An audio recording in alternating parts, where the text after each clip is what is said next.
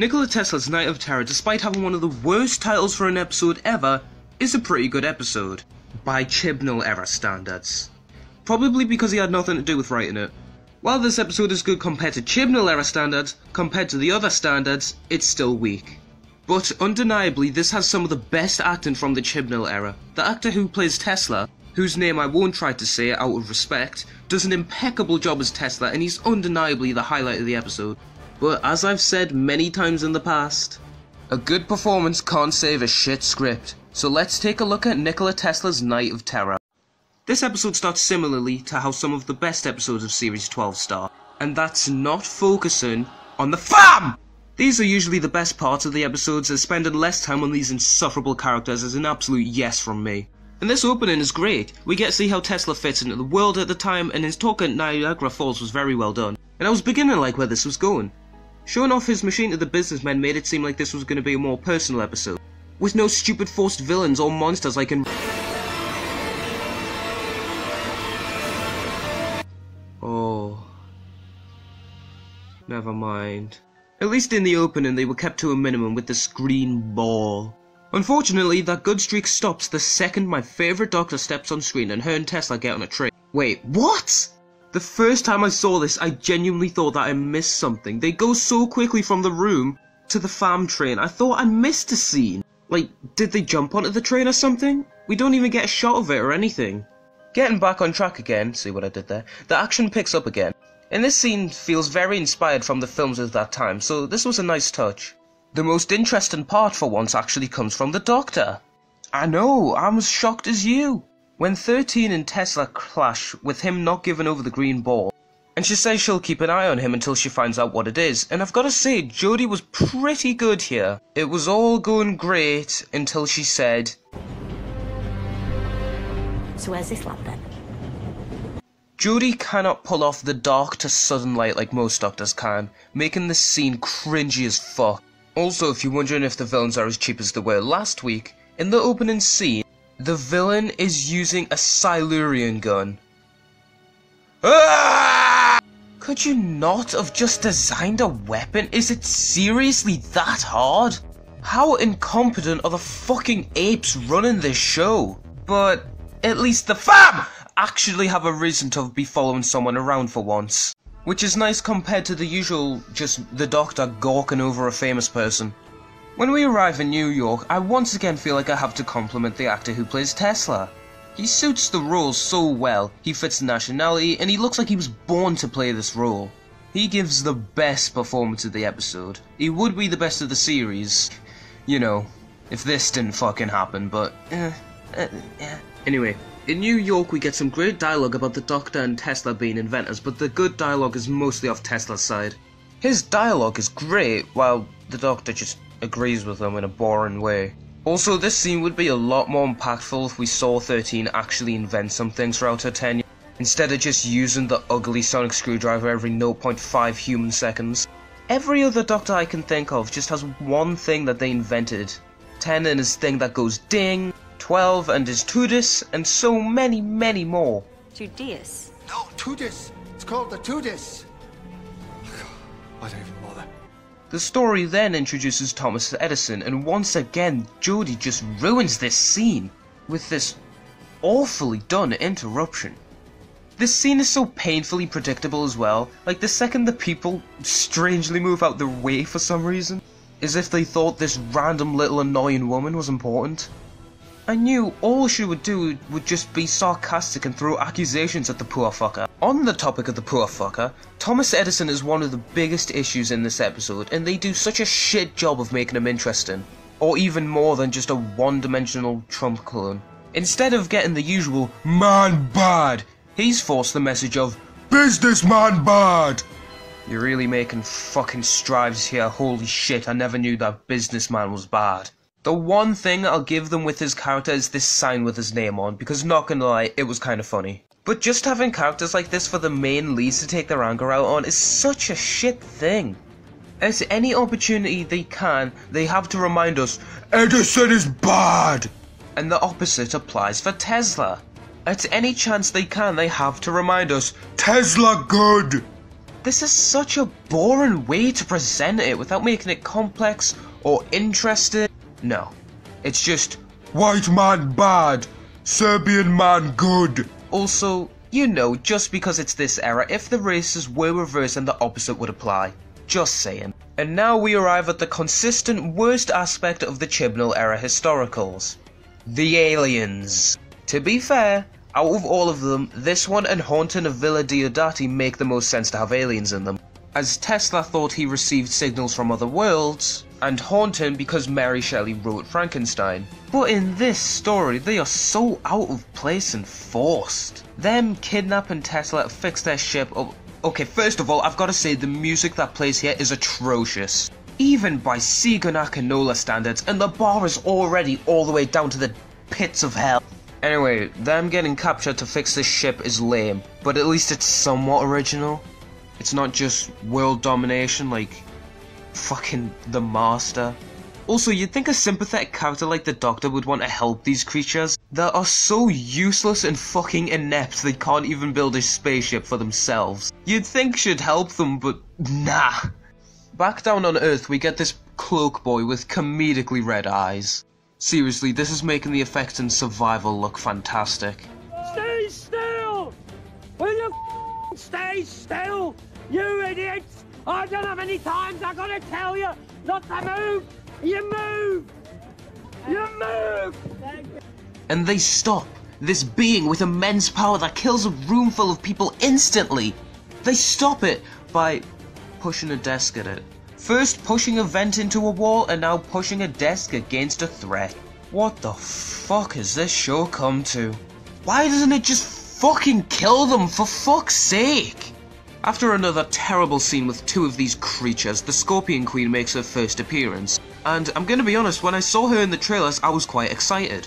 I thought maybe she was gonna be one of the Rachnos' children that survived the Doctor trying to drown them all and she could have been seeking revenge or something. But in reality, it's just a poor man's Rachnos. Seriously, the designs are so similar, yet this one is 10 times more cheap. Yet, the Runaway Bride that came out 14 years ago still looks impressive. And the Rachnos is actually a threatening villain.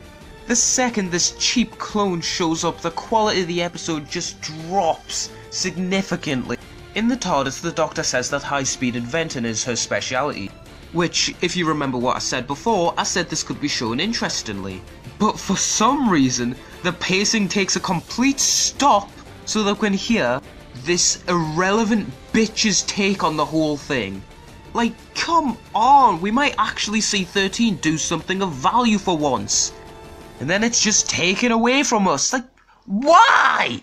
This scene is so pointless, it just feels like filler to an already long episode. Also, there's more unnecessary cringy Edison hate in the TARDIS. And outside the TARDIS. In the scene outside the TARDIS is so fucking painful to sit through. As I mentioned earlier, the annoying Edison hate is just painful to sit. Like, in the scene in the TARDIS, he's just admiring it like anyone else would when they say it. And then Graham's just like, "Oi son, stop thinking about money, you greedy bitch." He's literally just asking how it works, you uneducated fuck. And outside the TARDIS, he has another go at him after he compliments it. Nina Mativia, if you're trying to make us dislike Edison, you are fucking failing tremendous. If anything, I like him more than everyone else in this shit episode, except Tesla. Because he's just getting verbally abused for no fucking reason. And then this scene just ends with Grim looking smugly as if to say, "Look Doc, I can be an SJW too." Fuck off! Why is this series constantly trying to make the only good thing about Series 11 an old annoying cunt? It's a shame because the story started getting back on track once Tesla started defending himself and Yaz got threatened with death. Now please, poor man's Rachnos, finish her off before the Doctor I'm gonna have to disagree with that. Nice place you've got here. Even before 13 comes in and ruins another scene, you can tell the story's building up to a shitty ending. Back on the ship isn't much better either, with the Scorpions shooting lasers out of their tails. Oh, fuck me. The fucking kamikaze dive bombing quality continues as we see how incompetent this queen is. One second she wants the Doctor to help Tesla, the next she wants her dead. Makes sense. And Tesla sent a signal back to space and he obviously assumed that it didn't work. Yet Yaz, the strong, independent woman she is, responds with such a witty remark. All of the most powerful women in history were not ready for it. Something's punching up. I didn't know it worked. Seriously? Shut the fuck up, you annoying, unlikable cow! The Doctor then takes a picture of the Scorpion's ugly mug and they escape. And then, just like Spyfall Part 2, the plans just delve into the realm of stupidity. So once again, I'm not going to waste my time, or your time, explaining it. The only scene I liked of this bizarre heist plan thing was Edison convincing people to stay inside. And then that is immediately ruined by the Scorpion showing up in this terrible scene. First of all, this is meant to be the Scorpions at full threat and they are shown to be fucking useless. Again! As they mostly just trip over each other and everything. That's so shit. And honestly, this action scene is so boring. I was more impressed at how fast Thomas Edison was, to be honest. Considering he's an older gentleman, he's a bit of a speedy boy. And after that, we do what this era loves to do the most. Stand around and waffle. I'm not gonna lie, Graham got in a pretty funny line. Don't worry, this ain't our first rodeo. You've never been to a rodeo. You're not helping, Ryan. But that's the only plus to this scene. In the ending feels like it's straight out of Series 7. It's so anticlimactic and rushed, it's ultimately pointless. I mean, I like what they did with the TARDIS lion, it's very visually appealing and I'm glad it's changed from its ugly norm. They do this a lot this series and it really does look nicer. There's a very subtle scene where the Doctor talks about a dead planet. Remember, it's very, very subtle! See, it's like a dead planet, guys. It's like Gallifrey. Remember, Gallifrey was destroyed? Are you that stupid that you don't remember that? And then, the Doctor gives the poor man Sycorax an anti-MacGuffin and uses the Sonic on it. And that's how they resolve the issue. What? Did that sound anticlimactic as fuck? That's because it is. Then we get the generic goodbyes and the Doctor giving a history lesson to Yaz. And that is it. Shit goodbye Tesla music and all. So that was Nikola Tesla's Night of Terror, and my god, this episode could have been so much better. The obvious highlight is Nikola Tesla himself, wonderfully performed in this episode. And Thomas Edison was also really well performed in this episode, and I ended up liking him a lot more than the creators intended. But the awful villain, the shitty rush resolution, and the constant Trump man bad messages make this episode an absolute chore to sit through. And don't get me wrong, this is far from the most offensive episode this series has made.